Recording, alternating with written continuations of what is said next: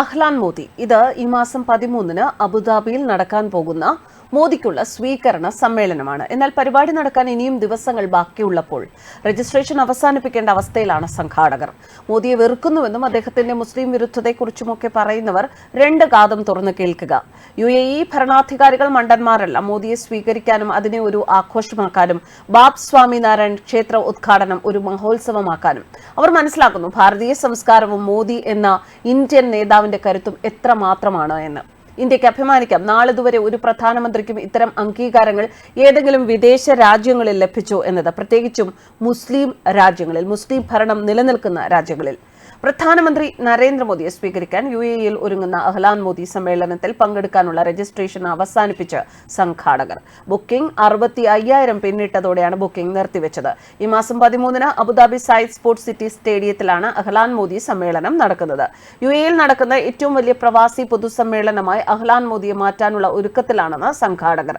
150-ലേറെ പ്രവാസി സംഘടനകളുടെ നേതൃത്വത്തിലാണ് ഒരുക്കങ്ങൾ പുരോഗമിക്കുന്നത്.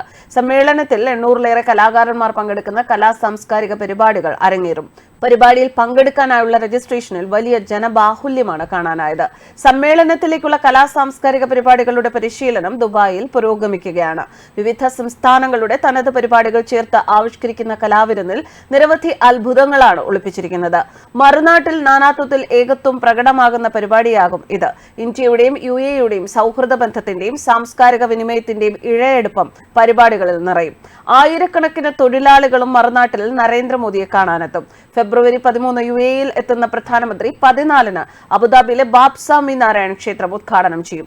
2015 ഓഗസ്റ്റിലാണ് ദുബായ് അബുദാബി ഹൈവേയിൽ അബുമുറൈഖയിൽ 27 ഏക്കർ സ്ഥലം ക്ഷേത്രം പണിയാൻ UAE സർക്കാർ അനുവദിച്ചത്. പ്രധാനമന്ത്രിയായ ശേഷമുള്ള നരേന്ദ്രമോദിയുടെ ആദ്യ UAE സന്ദർശനവേളയിൽ president Sheikh Mohammed bin Zayed Al നഹ്യാനാണ് പ്രഖ്യാപനം നടത്തിയത്. അബുദാബിയിലെ ബാബ് സിന്ധു ക്ഷേത്രത്തിന്റെ ഉദ്ഘാടനത്തിൽ പങ്കെടുക്കാനെത്തിയ ബാബ് സ്വാമിനാരായൺ സംസ്ഥയുടെ ആത്മീയ നേതാവ് മഹാൻ സ്വാമി മഹാരാജാവിനും അബുദാബിയിൽ വലിയ സ്വീകരണമാണ് ലഭിച്ചത്.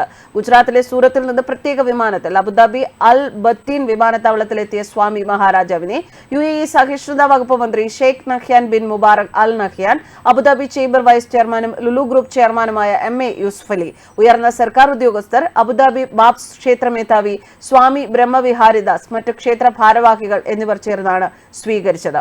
UAEയിലേക്ക് സ്വാഗതം. താങ്കളുടെ സാന്നിധ്യത്താൽ ഞങ്ങളുടെ രാജ്യം അനുഗ്രഹീതമായിരിക്കുന്നു. താങ്കളുടെ ദയ ഞങ്ങളെ സ്പർശിച്ചു.